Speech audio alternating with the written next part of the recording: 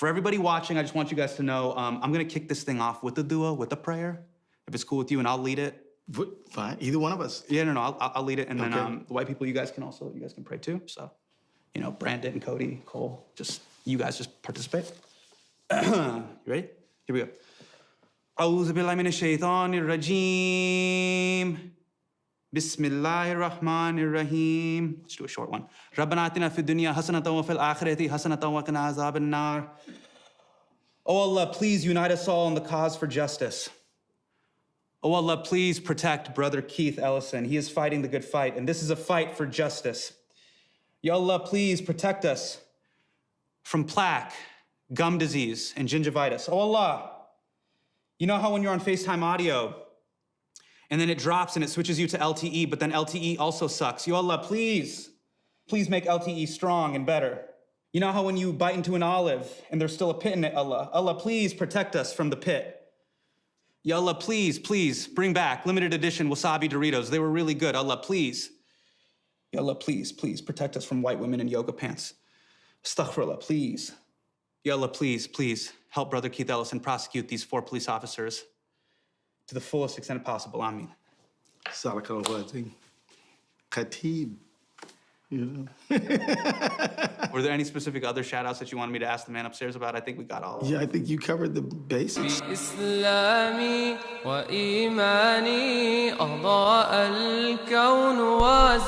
alaikum wa rahmatullahi wa barakatuh. How's everybody doing today?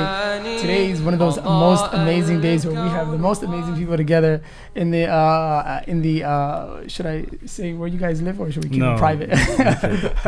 That's private. A lot of people are coming after Uthman, so we're trying to not have his address in the info here. But how's everybody doing? Good to see you guys back. We're back here today at Deen Love with the Deen Lovers podcast. We always love to bring you guys amazing content on the most foundational principles of love, loving Allah subhanahu wa ta'ala, loving each other, and loving yourself. These are really the most important, valuable types of love that the mu'min must really work on a daily basis. Today we have with us Imam Youssef Soussi, one of the most amazing brothers that I've known for a very long time. I think I know most of the Soussi family. Do I?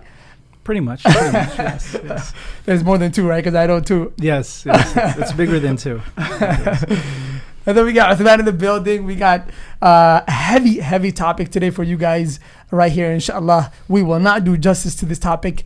It's heavy, it's big. Podcast usually goes for about an hour. This needs days of perhaps, yeah. Perhaps, right? Yeah. But inshallah, we will do the best that we can today, inshallah. Imam Youssef, one of the most amazing, really, min al-ajaib that I have noticed these days is kind of the mindset and perspective of people's thoughts about deen and religion and revelation and values and morality has shifted to the point now where, people who have a sense of morality, a sense of deen, a sense of religious values is looked at differently. What are your thoughts on this, Ustad? بسم الله الرحمن الرحيم الحمد لله رب العالمين والعاقبة للمتقين ولا عدوان إلا على الظالمين اللهم يسر لي أمري واشرح لي صدري واحلل عقدة من لساني واجعل هذا المجلس مجلسا إن شاء الله تعالى حجة لنا ولا حجة علينا يوم نلقاه اللهم آمين. Ask Allah that He benefits us and that this gathering here is a proof for us on Judgment Day, not a proof against us. Allahumma ameen. Jazakallah khair for having me. It's an honor to be with both of you and ask Allah to bless this podcast in general and Deen Love. Of course. But I think that's somewhat of a giver that anything that has to do with the symbols of religion in general, they're being mocked. People underestimate them, and it's not sacred to them as, for example, other social matters to them, and without mentioning any other religion in particular, but you look at other religions and you find that their symbols have been mocked for quite a while, and the adherents of that faith, generally speaking, the general body finds that to be entertaining. And it's funny, you might have in people, they themselves will make the mockery of that religion. So it's the person and the adherents of that faith are actually getting a laugh out of it. And of course, that's slowly but surely, gradually, it becomes a norm, and no one resents it anymore, right? That's how shifts happen. Imam Yusuf, do you think there's an attack on religion? Yes, without a doubt. Without a doubt. I mean, if you were to look at any social matter today, you'll find that people are rioting, they're yelling.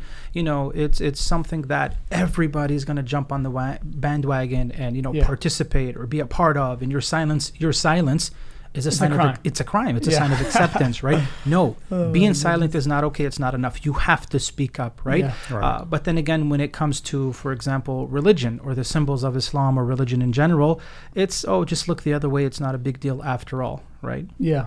So this past week, Uthman, an incident happened with not this past week, maybe in the last week and a half. There's this guy named Hasan Minhaj. I think most people might have heard his name or not. And if you don't know, he's a quote unquote Muslim comedian who's on YouTube. He used to work with he used to be on TV with another guy, Trevor Noah, right?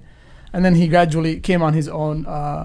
And back then he used to be a guy who I don't know much of his past, but he used to be a guy that I didn't hear much of his kind of this level of mockery and istihza. I've never seen it from him before, but maybe it has existed, maybe not, we don't know. But what happened with him in the past week and a half, Uthman? You know, there was an incident where he was in an interview with Keith Ellison. I think he has his own show, The Patriot Act. Yeah. And in this interview, before the interview began, he was making dua. Yeah. And he asked the senator or the Keith Ellison to join him in it. And in joining him, you know, in this dua, he started to make fun of some things of the Deen. So his dua consisted of like making like really it was like dua aimed to make people laugh. Yeah. You know, it wasn't like anything serious. So he was making fun of the whole concept of making dua, because making dua is a sanctifying sort of act of worship for Muslims. Yes, it's ibadah.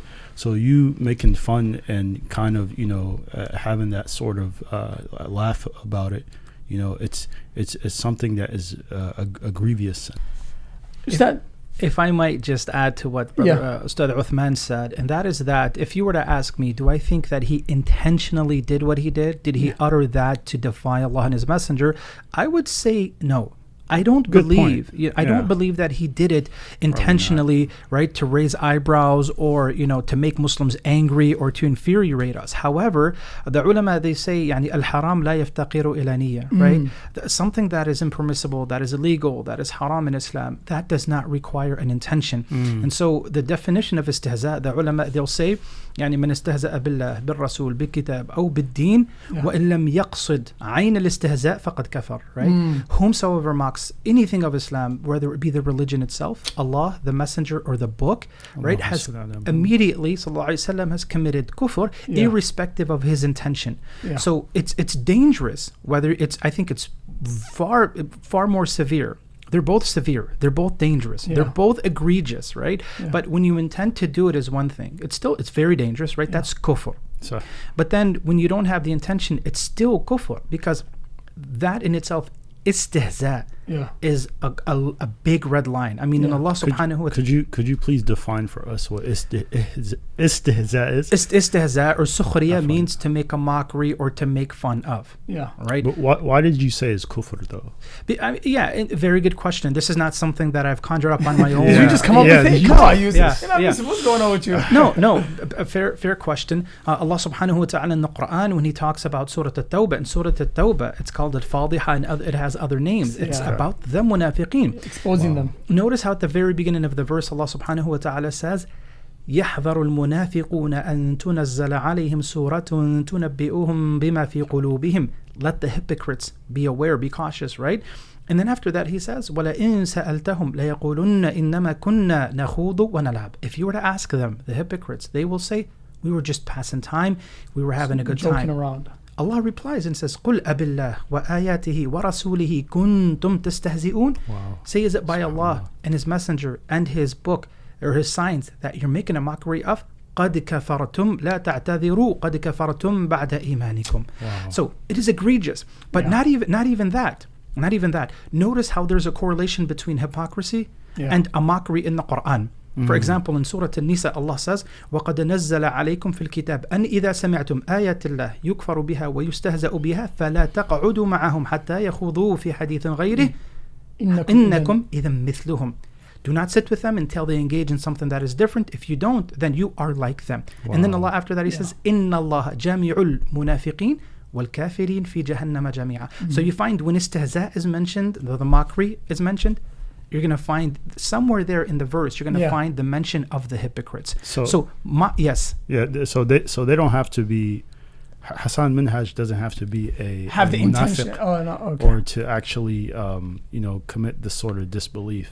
No, the mockery in itself by default, that in itself is kufr. Wow. Yeah. That is kufr. And of course, depending on region of the party, and again, like I said, he is probably unaware of the severity of what he has uttered, and that's why we have to curb that. I think we have to. But another thing about kufr as well is that, istihza in general, for us to make a mockery of other people, their cultures, or their whatever it is that they have, that in itself is still muharram in the Quran. Yeah. يا أيها الذين آمنوا لا يسخر قوم من قوم عسى يكونوا خيرا منهم ولا نساء من نساء عسى يكون خيرا منهن. That a people should not mock another people. Yeah. Right? And that's just in their dunyawi affairs, let alone when it comes to the symbols, when it comes to the symbols of Islam. It is scary, it is egregious, and this is why we're having this podcast, is that we want to inform each and every Muslim that mocking Islam is the biggest red line out there. Right? If you look at any other ism out there, there are a lot of red lines in society. I think you'd all agree. Yeah, for sure. For example, if you talk about the Constitution, that's a red line. Questioning the Holocaust, that's a red line. Not to say that I'm here to question it. No, I don't want people to misunderstand me. If you question feminism, all of a sudden, you don't care about women's rights, right? Yeah. So there are red lines in society. If those are considered red lines, we have to understand that the darkest red line is Islam and its symbols. And maybe I'll end with this. Yeah. Allah says, وَمَنْ يُعَظِّمْ شَعَائِرَ اللَّهِ فَإِنَّهَا مِنْ تَقْوَى الْقُلُوبِ. Whomsoever honors the symbols of Islam, it's from the piety of the heart. And بمفهوم المخالفة, you can derive another hukm, that whomsoever doesn't honor that, then it's from the disease of the heart. Right? It's all around severe and scary. It's not. And maybe I can add another point if you don't mind. Forgive me. Some people, some Muslims, our dear brothers and sisters, some out there, they have channels dedicated. Yeah. Dedicated. I know this one brother who has an account, and he's using a fake hand to shake the hands of the opposite gender, and he had a fake hand, and then he kind of made a mockery out of it. These are not fun.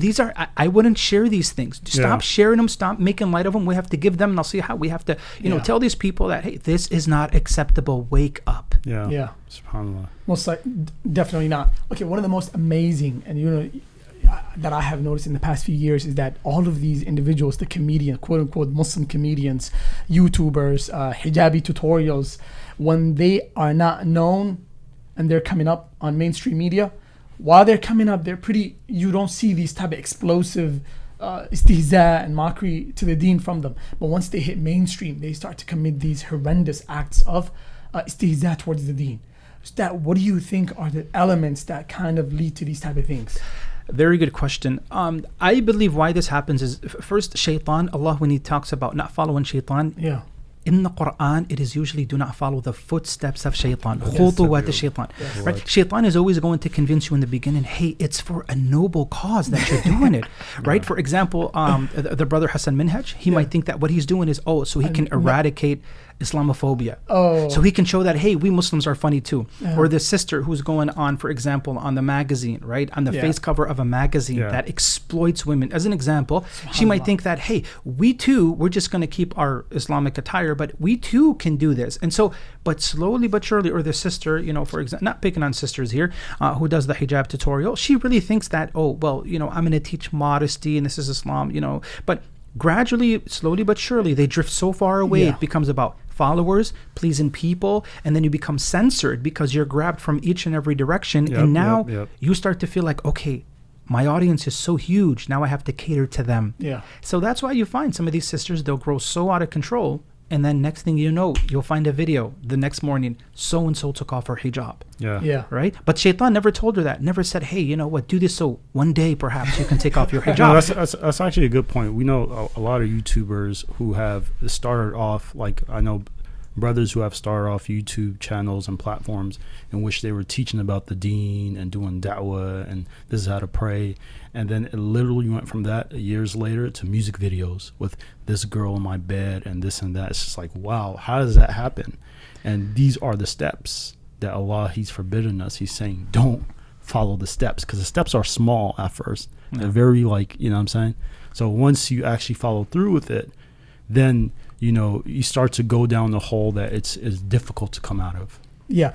Let's move on, Steph, to the next category of our conversation, which is the social justice activism and the social justice warriors that are kind of hitting mainstream movements, which is, you know what I mean? It's a really strong liberal secular bandwagon that uses these young nowadays. The reason why we're talking about it's because a lot of young Muslims have been kind of hijacked by these movements.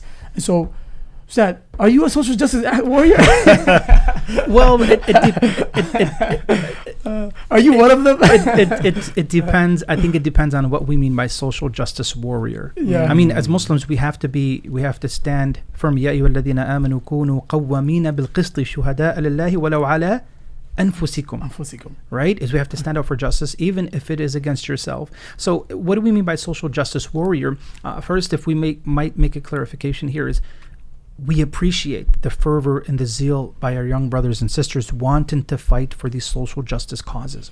However, I think the more pertinent question is, well, what you're fighting for, is that something that aligns itself with Islam, or does it contradict and defy Islam? Yeah. That's one thing. Yeah. So not all social justice issues are Islamic issues. No. Right? For example, the my body, my choice. Well, it's your choice, yes, but it's not your body. Your body belongs to Allah. It all doesn't of our bodies belong to Allah. It's a gift. It's a hiba from Allah subhanahu wa ta'ala. And no, you don't just do with your body whatever it is you please.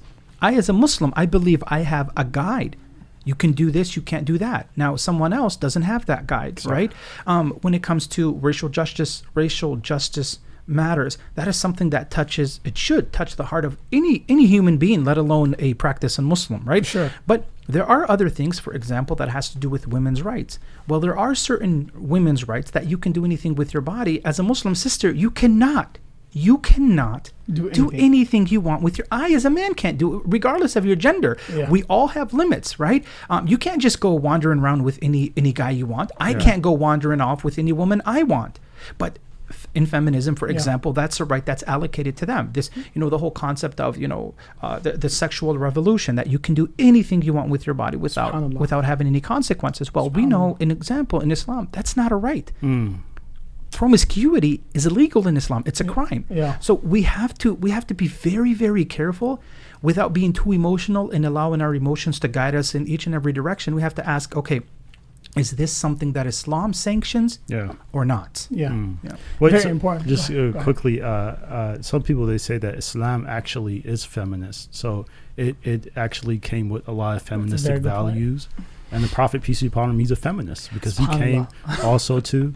I would refrain from saying that. Okay. Here, in terms of having adab with Allah, we should only describe Allah subhanahu wa ta'ala the way he described himself. Yeah. And we should only describe the Prophet sallallahu alaihi wasallam the way he described himself. Yeah. I would shy away from that. Whether it's true or not, I would shy away from that just because the Prophet was never described as such. Yeah. Number two, there is overlap, like I said. But to say, even though this is really not about feminism, right? But of course it's everywhere. How can you not? Everywhere. Okay, here's the thing. We believe in as Muslims, we believe in rights for women. Absolutely. I think all of us do.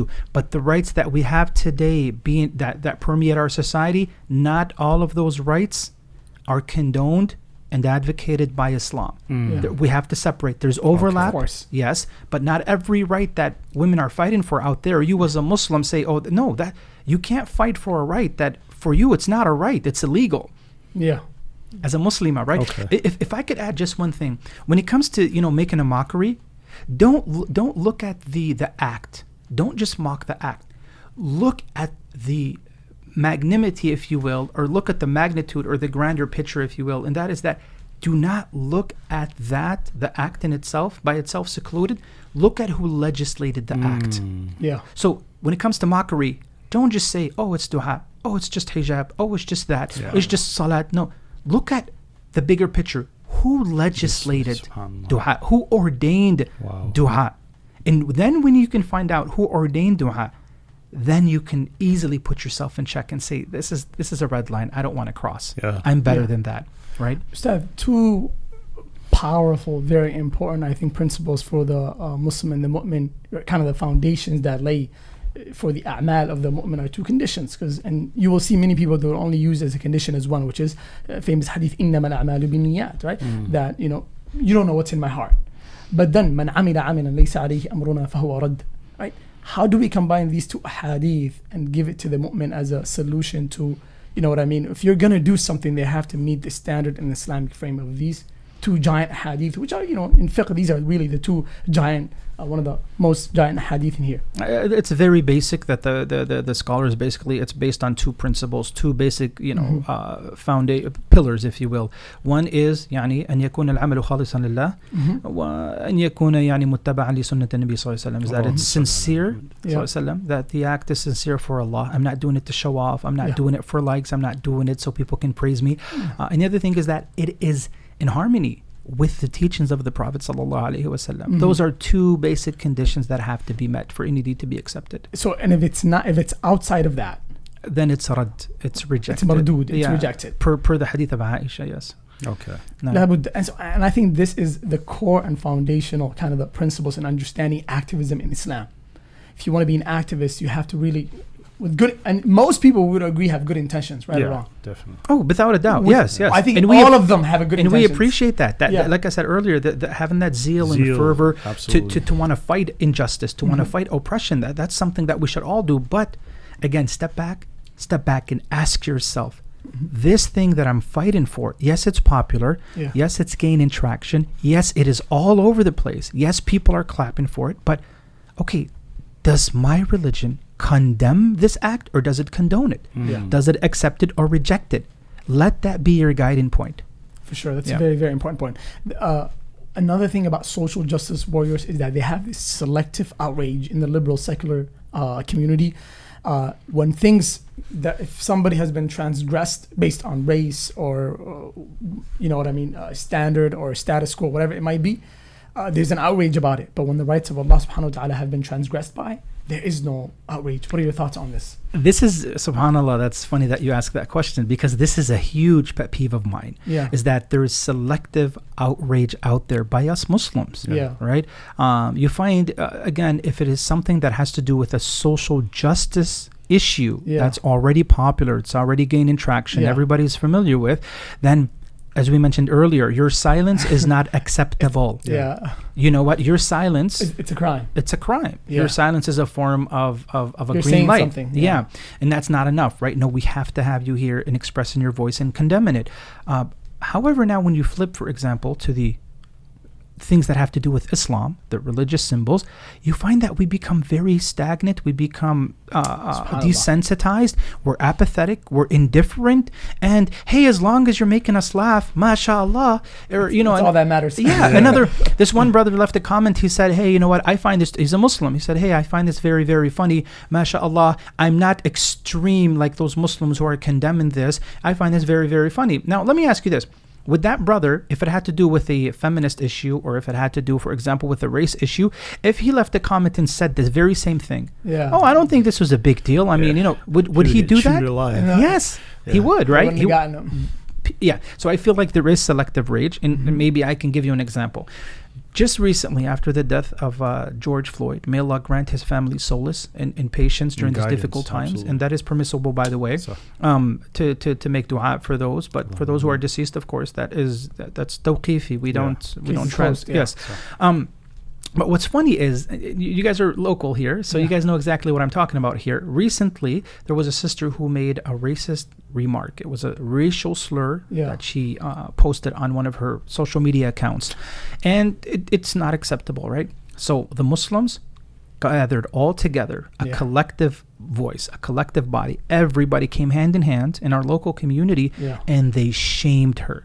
They put her picture all over the social media site. And Yeah. everybody's like, call her and shame her and text her, and she should be embarrassed of herself, and she should be ashamed of herself, and how dare she says this. It didn't stop there. Yeah. And even though these racial remarks were made about 3 years ago, give or take, Years back, which is yeah. not to say that it's okay. Yeah. It's not acceptable, Right, whether right, it's today or 3 years ago, right? Absolutely. The next thing is they didn't stop there. They ended up, the father lost his contract. He had a business. He lost his lease. They kicked him out. It Yeah. didn't stop there. They went on to the brother as well, who made other racial remarks and slurs, right?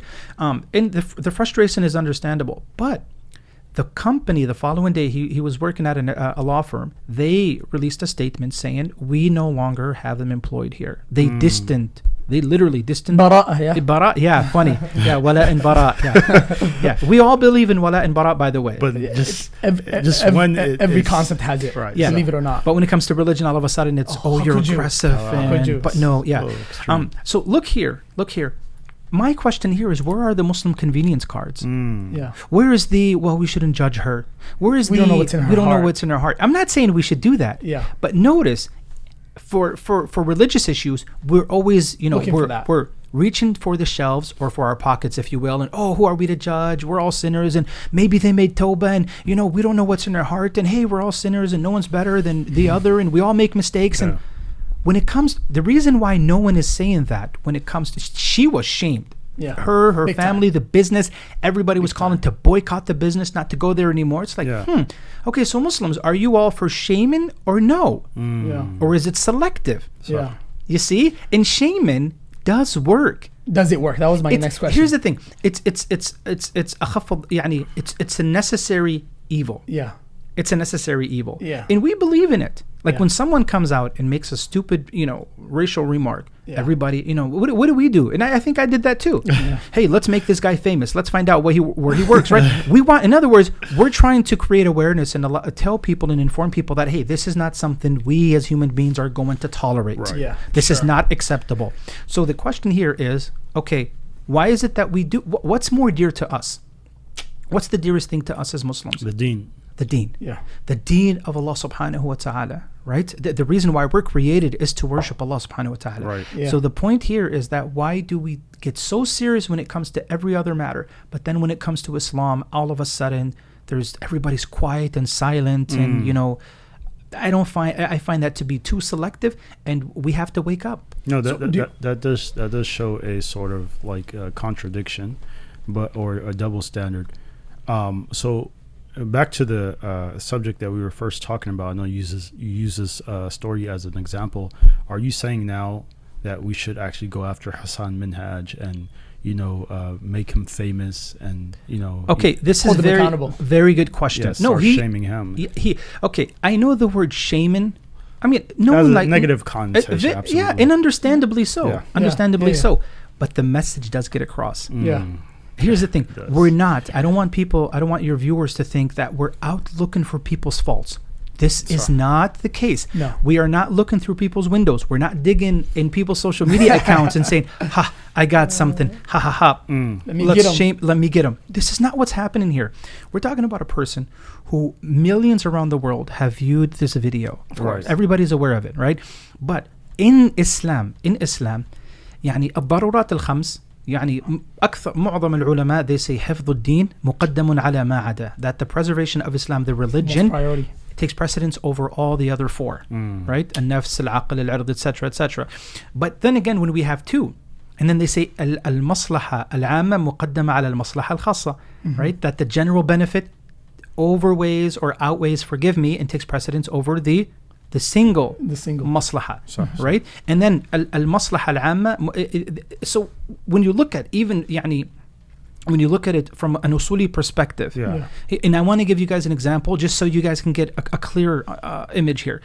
Let us assume if we remain silent when it comes to Hasan Minhaj or anybody who decides to act foolishly in public, and I want to reiterate the word here, I want to emphasize the word public. Yes. We're not, he's exposed himself, right? Yeah, he came out. Okay. Do we remain silent and look the other way to save him, knowing that there could be potentially, right? There could be hundreds, if not thousands, of young Muslims who are looking at Hasan Minhaj and aspiring to be like him. So if we spare him, And again, this is not saying we're looking for targets here. No. But if we don't say anything and turn a blind eye, we're going to risk seeing a lot of other Muslims spring up in future years wanting to be the next Hasan Minhaj. Or is it better for us to speak up about him in the hopes that he himself can turn back?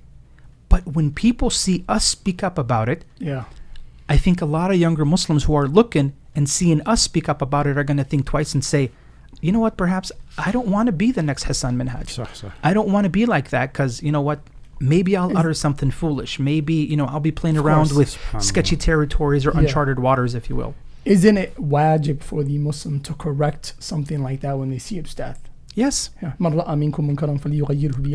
So another key thing that I noticed about the social justice warriors is that they are especially, when it comes to their perspective, when they come to the masjid and the imam is being loud and passionate and delivering the deen and the khutbah on hand, they feel kind of, they feel moved by it in a way that's not the kind of normal kind of... They're turned off? They turned off perfectly, yeah.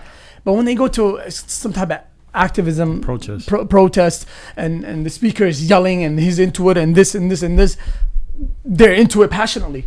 But when they're at the masjid, they get turned off. I've seen that so many times, where you'll read a post here or there, or you'll find, you know, a complaint here or there, and it's, you know, I never want to come back to that masjid again. And then when you read through and you're asking why, and I really feel for these brothers or sisters who end up falling into that category, because I felt like Shaitan got them right where he wants them. And that is that, as you mentioned earlier, very good point, very good observation, mashallah.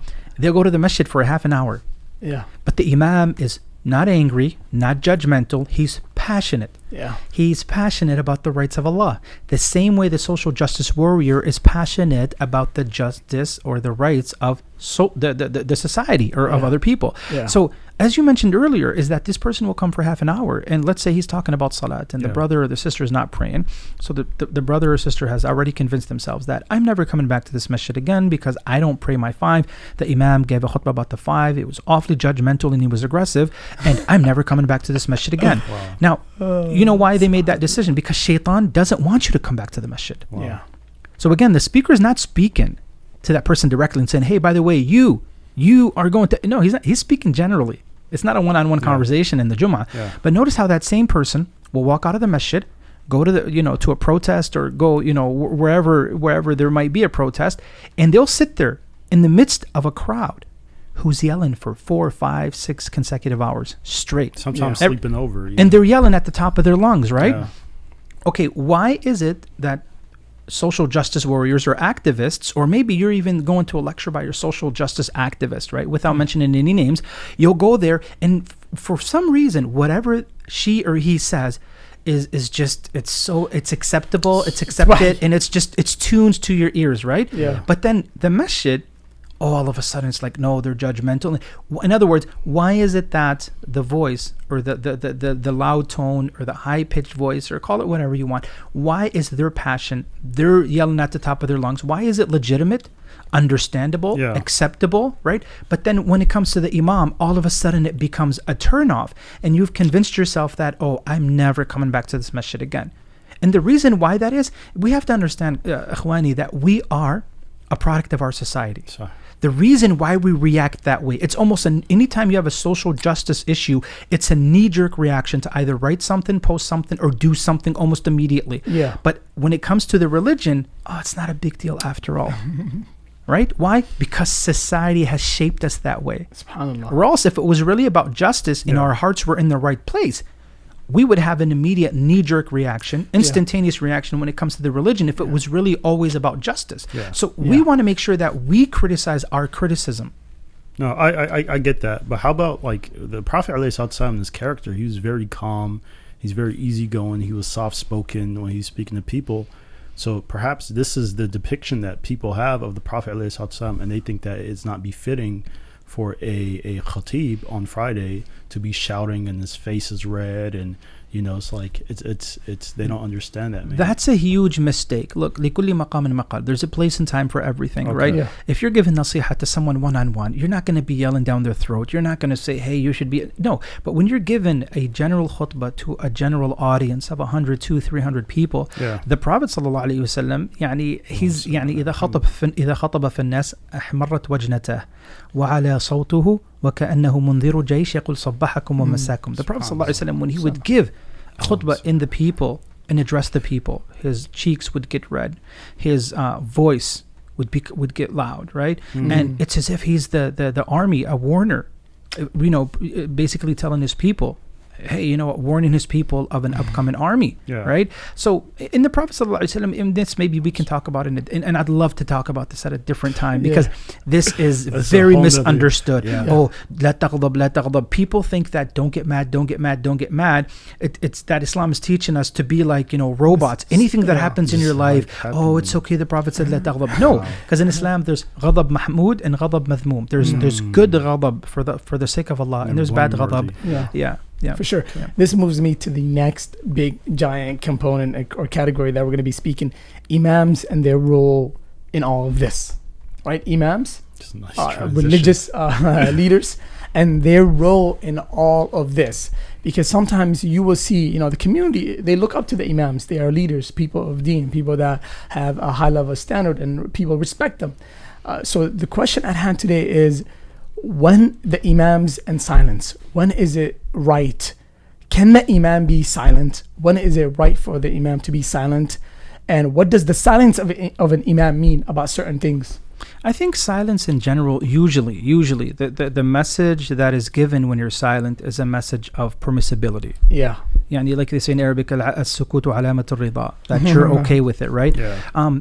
But I feel being silent. First off, let us understand that to whom much is given, much is expected. Yeah. The bigger of a following base you have, the more people are waiting for you to speak up concerning things that affect them. Of course. Right? So, for example, when you say nothing, that it gives it a green light, that it's okay. It's not a big deal after all, right? Yeah. And the other thing too is the other problem I find with remaining silent or staying silent is when you remain silent, يعني السكوت عن المعصية تهون المعصية في قلوب الناس. Being silent about the haram, it only diminishes the severity of it in the hearts of the people. Yeah. So instead of you being, you know, taken back like, oh my goodness, a'udhu billah, if you don't speak about it, you don't speak about it, I don't speak about it. Because here, the average Muslim is confused. Yeah. We are getting hit. We are bombarded left, right, and center. You have innumerous amounts of philosophical isms out there. Yeah. And we're being, ideologies. and we're being indoctrinated left and right. And we can't differentiate between what Islam condones and advocates for versus what Islam completely rejects wholesale. And so the average young Muslim is looking for clarity. Yeah. And if we, myself as an imam, you as the ustad, as a sheikh, as a scholar, as a YouTuber, as a Muslim influencer, call yourself whatever you want. If you're not speaking and clarifying these things, perhaps I'm afraid that your silence is only going to add more confusion to the young Muslim who's already confused. Yeah. So I feel it's not easy just to, you know, and maybe I'll take it a step further once again. Yes, there's a time for maslaha. Yes, there's a time for public relations. Yes, there's a time for hikmah.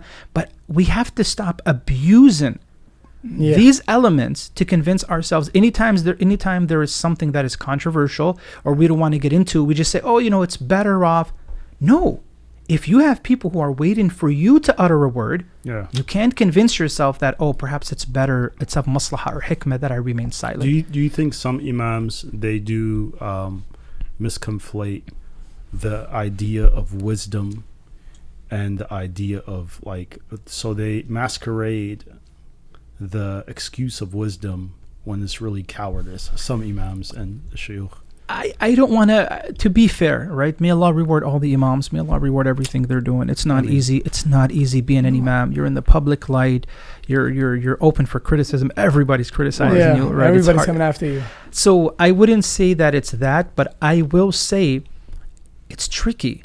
Shaitan, I will say this. To accuse someone of cowardice is quite It's it's tough, strong, yeah. right? And I don't find it within me to say that. But I this will fear, say, Okay, not let's, use let's, cowardice. let's, I just will- say, let's say lack of courage or no, something. no, no. I will say that element. Yeah. I will say this to be fair. I will say that element of fear and cowardice. Fear, Yeah. okay. One cannot eliminate that as a possibility. Of Right. course. But I'm afraid that we overlook that and we cover that and we gloss that and to say, oh no, it's not really that. It's of a hikmah and maslahah. Yeah, And then, I mean- and that becomes a routine now. Yes. Instead of Of that course. being the exception, Okay. that That's becomes what the I was trying routine to get at. where Yeah. every time I'm going to talk about something controversial, every time I'm going to talk about something that's going to get my audience out of their comfort zones, I just say, you know what? Everything is wisdom. Everything is, don't talk about it. Oh, because it's not a maslahah. Don't talk about it. It's not of wisdom. I'm afraid we're stretching these elements. Yeah, We're abusing them and we don't realize it. yeah. Yeah. Right? Don't talk about hijab, it's not of hikmah. Don't talk about salat because it's not of hikmah. Well, if we don't talk about it, who's going to talk about it, right? No, that's true. Like, Yeah. That's true. Subhanallah. Good point. Okay, is it a numbers game? Is it a numbers game in which somebody might say there's no point in going after, let's say somebody did like Hasan Minhaj, right? For example, since we were talking about him, he committed something extremely outrageous. And an imam would come and say, let me just ignore that for the sake of just maslahah. Okay, here's I think we talked about this earlier just briefly, but again, remaining silent Yeah. when it comes to someone like Hasan Minhaj or anybody. I'm afraid that when they come out and it becomes public, Yeah. and then I am quiet and everybody else is quiet, I think that only adds to the problem, Yeah. right? And so if it's a numbers game, for example, okay, so let's assume that Hasan Minhaj, if we don't say anything about him, and We he let him ends up turning back to Allah subhanahu wa ta'ala, and he repents Yeah. perhaps months later, years later, and no one is saying he can't repent. Right. Yeah. Absolutely. We're not saying that, hey, we're going to heaven and we know he's going. No, nobody is saying that. No. But we're just saying that these are things that we should not tolerate. Let us assume that later on he makes tawbah, a year or two from now, whatever, and maybe he even steps out of comedy wholesale, period, right? Yeah. Our concern is if we are silent on him, we're going to have a lot of other youth who are going to join in. And now when we go looking for them, they're nowhere to be found. Yeah. Right, but if we can save them right now Yeah. by speaking up against it, I think that's a safer and healthier approach. If we're really looking for quality versus quantity, Right. Yeah. So. quantity versus quality. Forgive me. In other words, if we're looking, I mean, if that's really what our approach is, hey, we're looking to save as many people as we can. Okay, well, when it comes to the maslaha al-amma and it becomes maslahat al-afrad, then the general concern or benefit of the people takes precedence over the benefit of the individual. What would you say to any Muslim youth who's considering going into comedy? Let's see, like a lot of things in this society are introduced through comic, Sure. and, being like funny and humor and all that stuff. So what would you say? Maybe some people already look up to this guy, and maybe people like him, and they say, Is comedy a field kind of appropriate for a Muslim? For a Muslim? What's I don't feel comfortable. That's no, a Youssef on the curveball. hot seat. He's on the hot seat. That's a curveball. No, I would say this, right? The part of the adab of our religion is that the Prophet ﷺ كان مزاحه صدقا. That the Prophet ﷺ, even when he would joke around, Yeah. he was truthful. the truth? Yeah. He was a truth, right? He went to a woman and he said, يعني أزوجك هو الرجل الذي في عينه بياض. Your husband, is he the one with white, with whiteness in his eyes, right? And she understood that as, something happened to him, right? وبيضت عيناه من الحزن فهو كظيم. Yeah. So she went back and she's like, no, he has white in his eyes, right? And so, or the Prophet ﷺ, he would call one, he'd say, يد الأذنين, he with two ears. So part of the adab of the Prophet ﷺ is part of his noble character is that he was funny, but he was always truthful, right? And that's part of our adab as well. So, and the Prophet says another hadith, which is very, very scary. He says, وَيْلٌ لِلَّذِي يَكْذِبُ لِيُضْحِكَ النَّاسِ. Woe to he or she who lies to make people laugh. Wail in the Arabic language is يعني لفظ من ألفاظ التهديد. It's kind of, it's a warning, it's a severe word. Woe to he or she who lies to make people laugh, right? So that industry, I don't believe any conscientious Muslim should set foot in that industry, especially with everything that comes along with that industry. Yeah. So Especially- it's, I mean, part of the, here's the thing. If we love the Prophet ﷺ, if we really want to strive to be like him, then when I hear something about how the Prophet was, I should just convince myself like perhaps this is not the right field for me. And I know shaitan is going to come to you and say, no, you're creative and you make people laugh. And I mean, I used to be a funny guy when I was in high school. Really, right? People don't know that about me. You know, people just see it's you. not in your bio, huh? No, leave it out. And so, but yeah, and I still am, right? The kids with you know what my wife tells me, and yeah, I'm going to put this out there. My wife says, if people knew how you were at home, no one would come to your lecture. meaning, you know, how, because you have to let your guards down when you're at home. Of course, the wife with the kids. Yeah. So we don't want people to think that, you know, when we get out of here, everybody goes in a corner and we're reading Quran until Fajr, and you know we never smile and laugh. No. Our deen is about having a good time. Yeah. There's a time to play, there's a time for fun, but we have to create that balance. Yeah, of course. So, right? So certain conditions, like if you want to joke, tell the truth. And because I think you mentioned even how the Prophet ﷺ had a humorous side, right? Yes. But he was truthful in it, so he didn't make up lies. Like he said, the woe be unto the one who makes up lies in order to make people laugh. So subhanallah, it brings a lot of clarity. With the hadith, من كان يؤمن بالله واليوم الآخر فليقل خيرا أو ليصمت. Yes, that could be this field. That could, I would say, that could fall immediately under that, right? Yeah. But then again, it's so widespread. Here's the thing, because I'm sure the Muslim going to college today who has been to the Muslim funny guy here, and Allah made me funny here, and you know that I don't know who it is, by the way. I'm not picking on anybody. I just saw that one time. It was on the flyer. For the average Muslim, I know they're going to hear that immediately and say, "Oh my gosh, everything in Islam is haram." No, everything in Islam is not haram. But when it comes to the religion, it's a red line. We have to, right? I mean, Allah in the Quran, He says, وَمَا كَانَ لِمُؤْمِنٍ ولا مؤمنة إذا قضى الله ورسوله أمرا أن يكون لهم الخيرة من أمرهم ومن يعص الله ورسوله فقد ضل ضلالا مبينا. Right? It is not befitting for a believing man or woman that if Allah and His Messenger decree something, for them to have an opinion, and to say, you know what I think, do you know what my thoughts are, do you know the way I look at it, do you know how I view this? No, all that aside. And whomsoever disobeys Allah and His Messenger has clearly gone astray. Wow. Right? And I know, and we have to, that's why I think it's healthy for us to bring these discussions, these conversations to light, to the surface, so Muslims are made aware. Like if we don't talk about it, you're going to have another, a young Muslim looking and saying, man, I want to be the young Hasan Minhaj. Like, no, we want you to be better than that. They just legitimately do not know. Like, yes, that's what I'm saying. So we're not blaming them. We're saying we have to these topics that we've convinced ourselves perhaps it's of maslahah and of wisdom not to bring it to light. I say it is of great wisdom to bring it to light, but to talk about it with wisdom, like properly. Of course, mashallah, like both of you. Right? That's a good one. You got us there. Okay, when it comes to imams and silence, Ustad, when is it the right time for the imam to be silent? Okay, let us differentiate here. Because I remember one time talking about this, and a brother said, well, you know what, Sheikh, when you see someone who's drunk, you don't go and talk to him about, hey, you know what, you have to grow the beard. I mean, obviously. Come on. Obviously, right? But there's a difference here between the one-on-one interaction versus just the lecture, the khutbah, the sermon for the masses. You're speaking in general, right? So in the Quran, we're not for just being a loudmouth.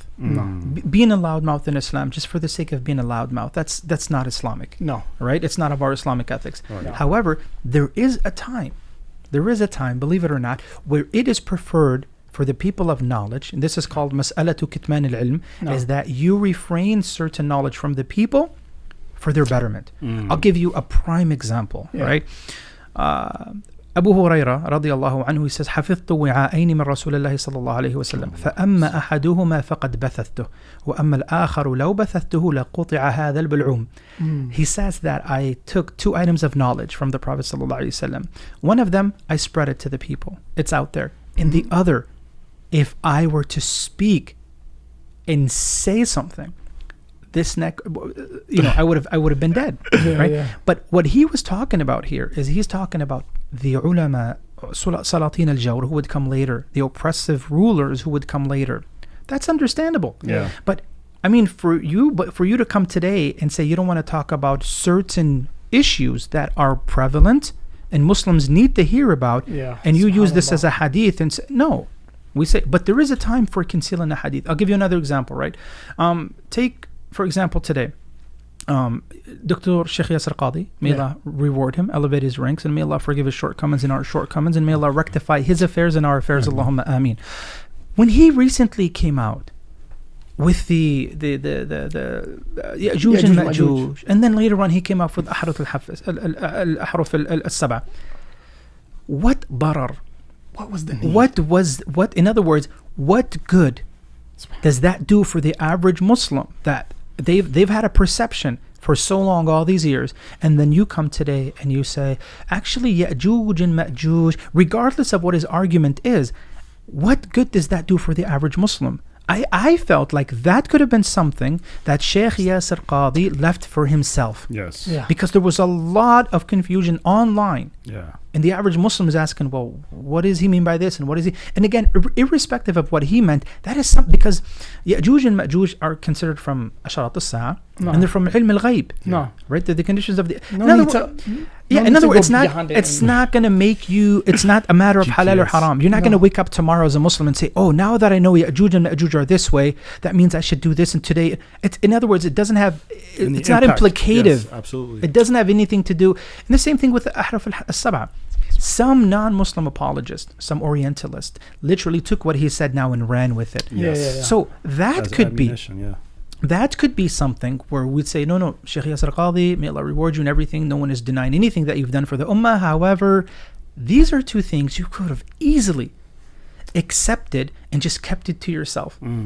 But I'm afraid that if I, as an Imam, for example, if there are topics that the average Muslim needs, and I know that if he's not aware of that, he might fall under the wa'id and the punishment of Allah subhanahu wa ta'ala, then I would feel guilty and lose sleep at night for me having this young man or woman come to my khutbah, come to my sermons for so many years, and I'm still convincing myself, no, it's not of hikmah, it's not of wisdom, not now, just bring more people and bring... Okay, well... What if there are things that have to do with their akhirah? What if there are things that they're not doing right? I can't keep convincing myself, oh, it's not of wisdom, it's not of wisdom. Why? Because I'm afraid of losing brownie points, or I'm afraid of not being invited to the next Muslim event, or I'm afraid of not, being rejected. These are the canceled culture. I mean, these are out there. These are realities out there that none of us can deny. Yeah, no way. So why do you think many of our young brothers and sisters have this level of identity crisis in which they're really in the middle of nowhere, getting ripped apart from so many different groups? Is it lack of aqidah? Yes, big time.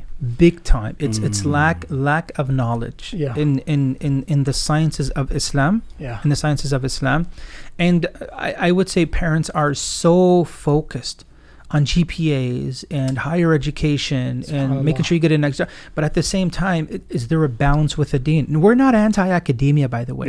No. I don't want anybody watching this saying, oh, what do you want him just to work at McDonald's? We're not against anybody working at McDonald's. But yes, we want you to be better. We want you to look for something better. We want you to yes. But at the same time, is there a balance? Not at the expense of the Deen. At the expense of the Deen. Because here's the thing. You always need ammunition. Every time you have all these, you're being hit left, right, and center. You need to defend yourself. You have to try to fight back. There has to be pushback, right? But if you have nothing to push back with, it's going to be tough. You're just going to take in everything, especially when it sounds good. Everything, because everything today, it sounds good. Looks good. Equality. Well, okay, well, what do we mean exactly by equality? Because the word equality in seclusion, the word has very positive connotations. But when you apply it to certain things, then it becomes problematic. It's like, well, we can't really apply it here because Islam says, for example, this or that. Right? So that's why I say, Allah subhanahu wa ta'ala in the Quran, He says, وَقُلْ رَبِّ زِدْنِي عِلْمًا. The only thing where Allah commanded His messenger to ask him to increase him of is in knowledge. This is have the Imams, I'm trying to choose the right word here, have the Imams, have they done justice in this department in making sure that young Muslims are built in regards to aqidah? Or is aqidah, has it become a concept that's not taught in the masajid? I think aqidah is not taught enough. Aqidah is important, and no one can deny the importance of aqidah. There are a lot of other things that are important as well, but aqidah is very, very important. And this really, I believe the responsibility falls more on the parents. And not the Imam as much. Well, the Imam has to make sure that he's providing this content, this material, right? And accessible. that he's addressing, that he's clarifying for the people. And the Imam has to be relevant. Yes. Meaning that there are certain, okay, so the Imam, there might be certain things that maybe were brought up, or maybe that were considered controversies in the second, third part of the Hijrah, the second, third, fourth century of the Hijrah. But today it's not there anymore. For you to focus on that so much, but then you have a lot of these isms springing up left and right today. I'm not sure that's wise for you to focus so much on that, but you're irrelevant when it comes to... This is actually a really, really good point, because I know some people, I've like me studying the Deen, when I first started to actually practice, I noticed that maybe some of the people I was listening to were focused on like deviant groups in the early stages of Islam that don't exist anymore, and how to refute them. And I'm just like, My God. people outside are like, their sisters taking hijab off and they think that's permissible. And there's people who are missing salawat, they're missing prayers, and they are like, hey, well, you're still a Muslim if you don't pray, and all these sort of things, which is... We're in a graver situation right now. And the Imam's talking about the Khawarij. Exactly. So I think that's really a good point, is to stay relevant in the time and to actually be, just well astute in what's going on, to be aware socially of what's going on and addressing those issues. And Aqidah always has a place in all of this stuff. So if you don't have a foundation, then you have nothing to build upon. Ustad, Youssef Soussi, you're an Imam. You're every single Friday. You're probably at a different place, or are you mainly at one place? Or That's his job, man. No, I'm at different places. Yes. Yeah. So, what are some of the best practices that you have noticed that the Imam should really come with, as to kind of give justice to the community? What are some of the key best practices that an Imam should practice? Wow, that's another curveball. Yeah. I would say you have to be, to a certain degree, aware as to what's going on online. Fiqh al-waqa, huh? Fiqh al-waqa. Yeah. And I believe the waqa today is all online. You have to know what's going on. You have to be relevant. I feel like you have to be relevant, and it's okay to talk about controversial topics. Yeah. It's okay to express your frustration or your anger. It's okay. Don't let no one tell you otherwise. Or passion. Yeah, that's what it's called. It's called being passionate. Yeah. If we're expecting, if we want our politicians to be, which I know it's asking for a lot here, but if we want our politicians to be upright and honest and transparent, then why don't Muslims want the Imams to be upright and transparent, and to call a spade, and to, of course, we say to the politicians, why don't you just say it like it is, open your mouth. It's like, okay, well, why when it comes to the Imam you want him to just not shut say it, just to shut his mouth? Yeah. Why? Come on. Do you agree with that? Most Imams are run by boards that are, it's a little bit of a sensitive topic, but that are really what are your thoughts on that topic? Okay, subhanAllah. The Imam's controlled. Yeah. What do you think of that? It's politics of the Masjid, man. That's very tricky, because I'm against that. If I'm gonna be hired by a certain organization, and they're gonna censor me, in other words, if they're gonna allow me, if I feel like this has to be addressed, if it has to be talked about, and it has to be brought to the table. As an Imam, because you're the religious. They've hired you on. They brought you on board as you're going to be the religious guide for that organization, for that masjid. So they should allow you to do that. If that's not their field of expertise, if they're, for example, if they're from other fields, whether it be doctors, attorneys, dentists, or chiropractors, and that's your field of expertise, allow me to do my part of the job. Right? And this is where I feel like it becomes a bit sketchy, because now you're falling into the, okay, well, are you pushing people away? Are you bringing people in? So now it's like, okay, well, do you want me to deliver the message, or do you want me to be an entertainer? Is it about quality or quantity? Well, I don't want to push people away, but at what expense? How much compromising are we going to do to keep people in? It's only so much trimming and adjusting you can do until you start losing the core, the core message itself. So it comes a point where it stops there. You can't, because if you're going to adjust more and if you're going to trim more, you're losing the skeletal. Yeah, that's so true. Yeah. Jazakallahu khairan, Ustad wa Imam Youssef Soussi. This has been a wonderful episode on these key issues. We'd love to have you come back as soon as possible. Come back. I know we put you on the hot seat and we threw a lot of Curveballs. SubhanAllah. I'll charge you later. Yeah. But most definitely, inshallah, it's been an honor having you here. And inshallah, we hope to discuss many more of these key issues as soon as possible, inshallah. And it's been a great time here.